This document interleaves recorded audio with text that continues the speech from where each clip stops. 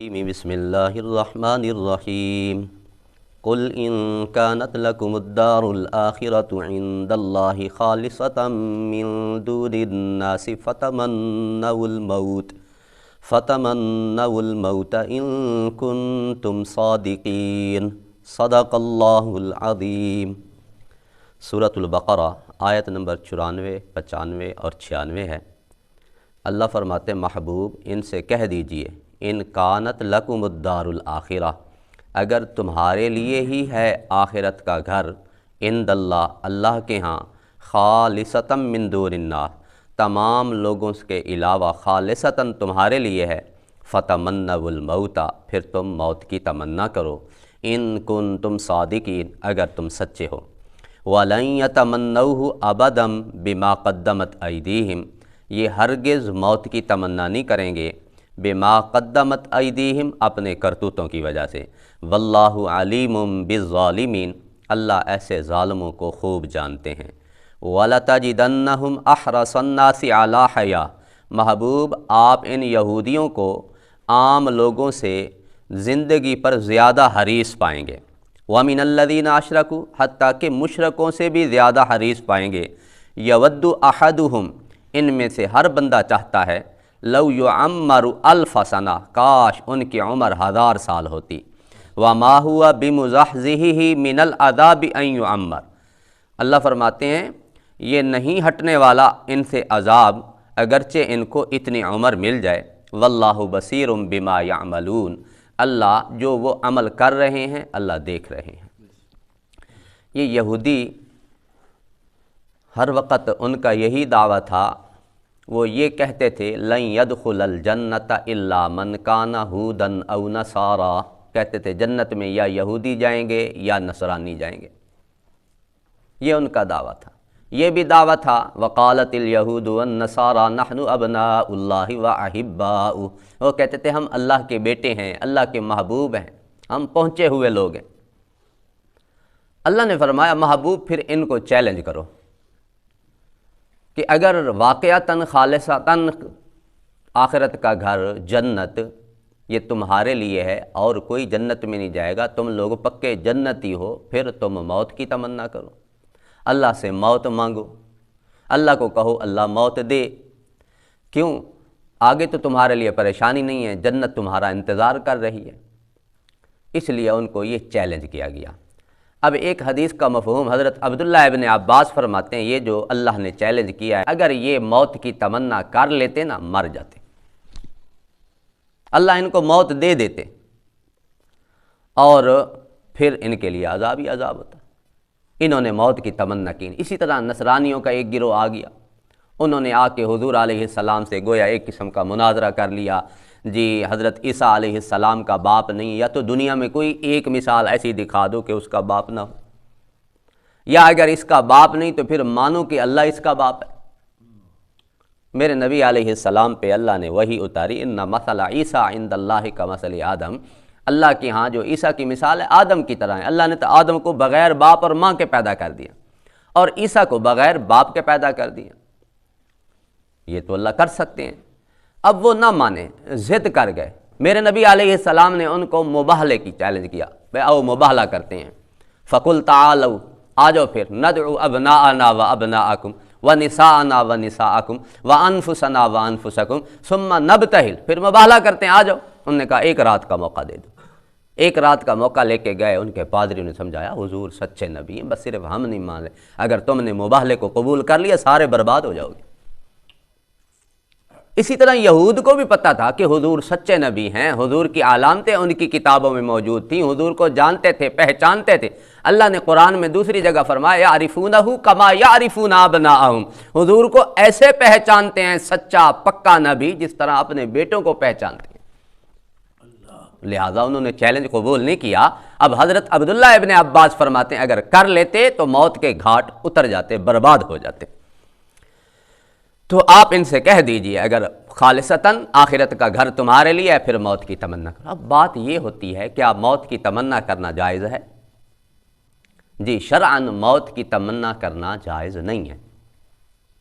کوئی بندہ موت کی تمنا کرے کہ میں مر جاؤں، یہ شرعاً موت کی تمنا کرنا جائز نہیں ہے، اسی لیے تو یہ کام بھی حرام ہے کہ کوئی بندہ اپنے آپ کو موت کے گھاٹ اتار دے، جسے خودکشی کہتے ہیں۔ خودکشی کرنا بھی حرام ہے، اور خودکشی کا سوچنا بھی حرام ہے۔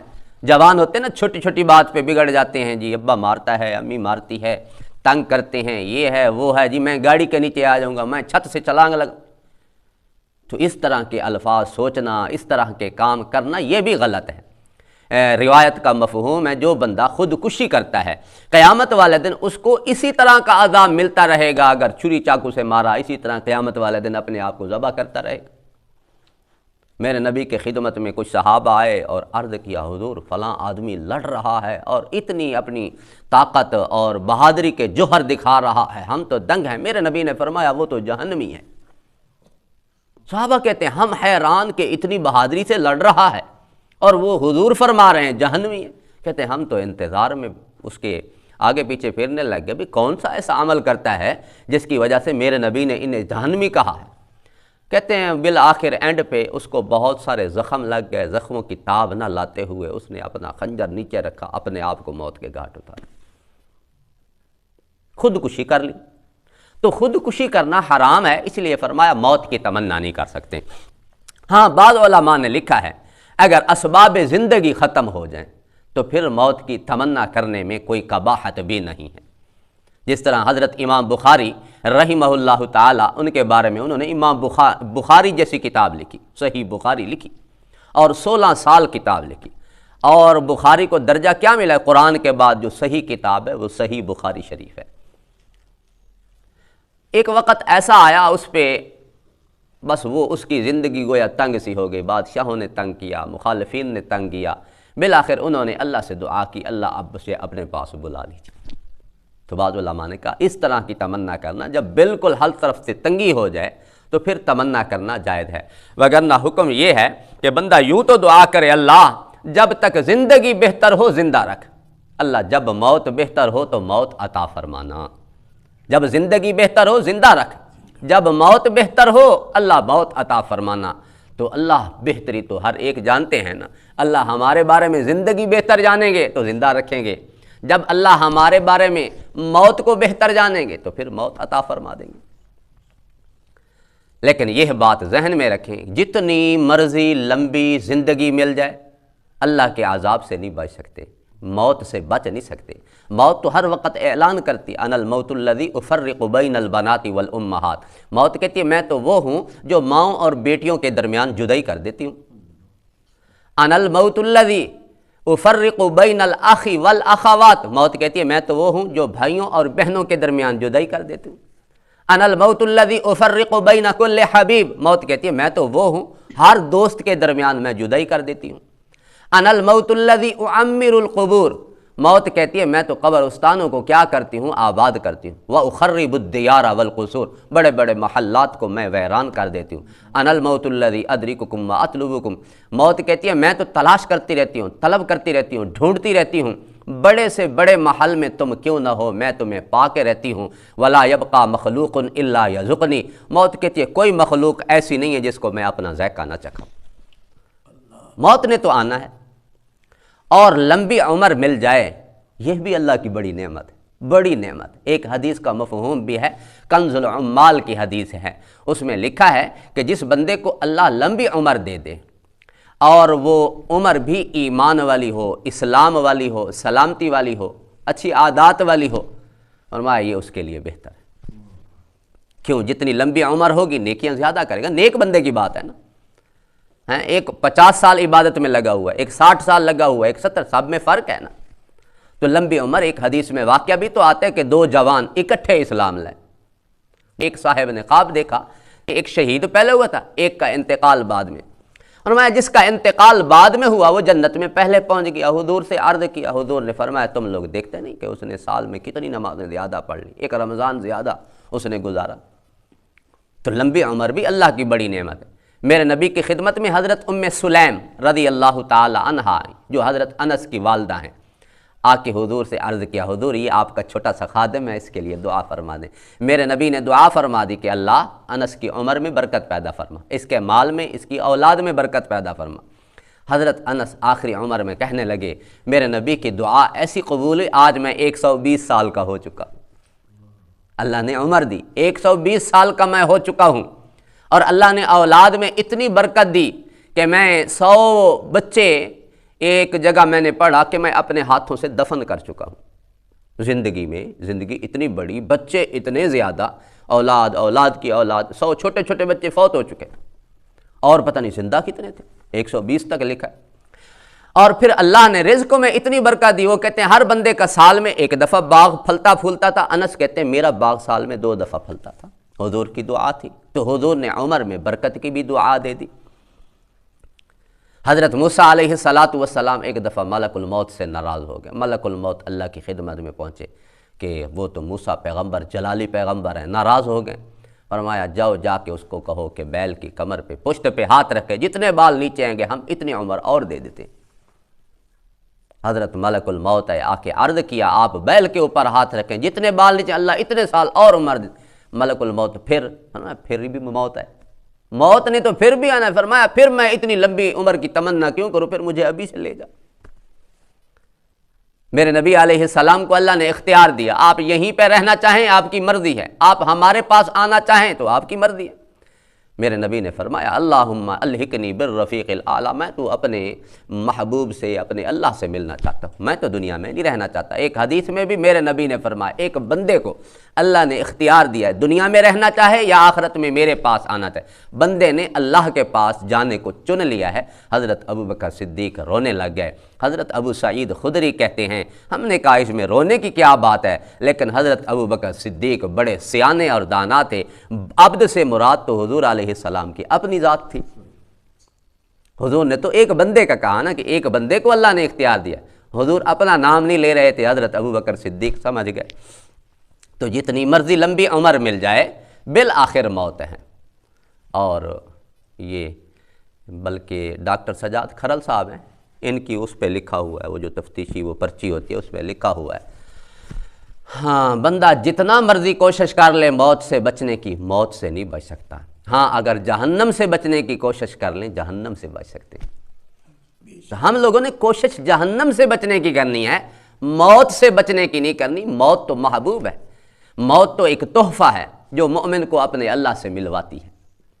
حضرات صحابہ کرام تمنا کرتے تھے، حضرت علی ایک دفعہ غزوے میں اندر ہیں، تیروں کی بارش ہو رہی ہے، آپ اترے اور نماز پڑھنے میں لگ گئے۔ بیٹے نے کہا حضرت تیروں کی بارش ہو رہی ہے، فرمایا میں اس بات سے پرواہ نہیں ہے، یا میں موت پہ گر پڑوں یا موت مجھ پہ گر پڑے، مجھے کوئی پرواہ نہیں۔ حضرت حذیفہ بن یمان تیر لگا آر پار ہو گیا اور کہا فزت برب الکعبہ، رب کعبہ کی قسم میں کامیاب ہو گیا۔ انہوں نے کہا حضرت موت کے آثار سامنے کوئی پرواہ نہیں۔ فرمایا اب تو کل تو جا کے حضور سے، حضور کے صحابہ سے، جماعت سے ملیں گے، تو ان کو کوئی پرواہ۔ حضرت خالد بن ولید ایک غزوے کے اندر ہیں، 700 کا ٹوٹل لشکر ہے، سامنے دشمن 13,000 کا لشکر لایا، ایرانی لوگ تھے۔ انہوں نے کہا کیوں اپنے جوانوں کو کیا کرتے ہو، مارتے ہو، موت کے گھاٹ اتارتے ہو، ان کی مائیں روئیں گی، ان کی بیویاں روئیں گی۔ فرمایا ہمارے پاس ایسے جوان ہیں جو موت کو ایسے محبوب رکھتے ہیں جیسے تم اجمی لوگ شرابوں کو محبوب رکھتے ہو۔ ہمارے پاس ایسے جوان ہیں جو موت کو ایسے محبوب رکھتے ہیں جیسے تم اجمی لوگ شرابوں کو محبوب رکھتے ہو۔ ہم موت سے گھبرانے والے نہیں ہیں۔ فنا فی اللہ کی تہ میں بقا کا راز مضمر ہے۔ کیسے ایسے ہے نا، فنا فی اللہ کی تہ میں بقا کا راز مضمر ہے، جسے مرنا نہیں آتا اسے جینا نہیں آتا۔ موت سے کیا ڈر ہے؟ تو یہود ان سے کہا گیا اگر تم یہ چاہتے ہو کہ ہم واقعی اللہ کے بیٹے، اللہ کے محبوب، جنت پکی ٹھکی تمہارے لیے ہے، پھر موت کی تمنا کرو۔ آگے اللہ نے فرمایا وَلَن يَتَمَنَّوْهُ أَبَدًا، کبھی بھی موت کی تمنا نہیں کریں گے۔ کیوں نہیں کریں گے؟ بِمَا قَدَّمَتْ أَيْدِيهِمْ، اپنے کرتوتوں کی وجہ سے، جو ان کے ہاتھوں نے آگے اعمال بھیجے ہیں نا، کرتوت ان کے خراب ہیں۔ ان کو پتہ ہے ہمارے جو عمل ہیں جب مریں گے تو ہماری پٹائی شروع ہو جائے گی، اس لیے یہ کبھی موت کی تمنا نہیں کریں گے۔ اللہ اکبر۔ اور آگے اللہ نے فرمایا آپ سارے لوگوں سے زیادہ انہیں حریص پائیں گے، حتیٰ کہ مشرکوں سے بھی زیادہ حریص پائیں گے۔ مشرک زندگی کی تمنا کریں، ان کو تو پتہ ہے، وہ تو مانتے ہی نہیں آخرت کو۔ یہودی مانتے تو تھے آخرت کو، ان کو تو اتنی تمنا نہیں کرنی چاہیے تھی۔ اللہ کہتے ہیں ان میں تو یہ چاہت ہے کاش ان کی عمر 1000 سال ہو جائے۔ اللہ نے فرمایا وَمَا هُوَ بِمُزَحْزِحِهِ مِنَ الْعَذَابِ أَن يُعَمَّرَ، اتنی بڑی عمر بھی ان کو عذاب سے نہیں بچا سکے۔ اوپر والا طبقہ جہنم، پھر لظا، پھر حطامہ، تیسرے طبقے میں جا کے یہودی جائیں گے۔ اوپر والے طبقے کا کتنا سخت عذاب، یہود کے لیے اور سخت عذاب۔ اللہ تعالی ہم سب کی حفاظت فرمائے، اللہ سے عمر کی برکت مانگے۔ احادیث میں ہمیں اعمال سکھائے گئے ہیں، والدین کی اگر اطاعت کرو گے، فرما برداری کرو گے، عمر میں برکت، عمر میں اضافہ، رزق میں اضافہ، حتیٰ کہ ایک حدیث میں اگر صلہ رحمی کرو گے، جو بندہ یہ چاہتا ہے کہ میری عمر میں اضافہ ہو، میرا رزق وسیع ہو جائے، فَلْيَصِلْ رَحِمَهُ، اسے چاہیے صلہ رحمی کرے۔ تو صلہ رحمی سے رزق میں اضافہ، عمر میں اضافہ ہوتا ہے۔ اور پھر اللہ سے یہ دعا مانگیں، اللہ جتنی عمر بھی دے اپنی اطاعت اور فرما برداری والی عمر دے۔ جب بڑی عمر ہوگی، اطاعت اور فرما برداری والی عمر ہوگی، حتیٰ کہ اگر اتنی بڑی بھی عمر ہو جائے کہ ہم عمل نہ کر سکیں۔ ایک روایت کا مفہوم ہے، جب بندہ بوڑھا ہو جاتا ہے، جوانی میں جو نیک اعمال کرتا تھا، 10 پارے قرآن پڑھتا تھا، نہیں پڑھ سکتا، نمازیں پڑھتا تھا نہیں پڑھ سکتا، نفلیں پڑھتا تھا نہیں پڑھ سکتا، تسبیحات کا اہتمام کرتا تھا نہیں کر سکتا، اللہ فرشتوں کو حکم دیتے ہیں اب میرا بندہ کرنے کی قدرت نہیں رکھتا، لہذا جوانی میں جو یہ اعمال کرتا رہتا تھا اس کے ان اعمال کا تم اجر لکھتے رہو۔ فرشتے اجر لکھتے رہتے ہیں، فرشتے اجر لکھتے رہتے ہیں کہ بڑھاپے کی وجہ سے یہ بندہ اب وہ عمل نہیں کر پاتا۔ تو جوانی کے اندر جو ہم عبادت میں لگے رہیں، جب بوڑھے ہوں گے نہیں کر سکیں گے تو انشاءاللہ امید ہے اللہ اجر لکھواتے رہیں گے۔ اللہ ہم سب کو عمل کی توفیق نصیب فرمائے۔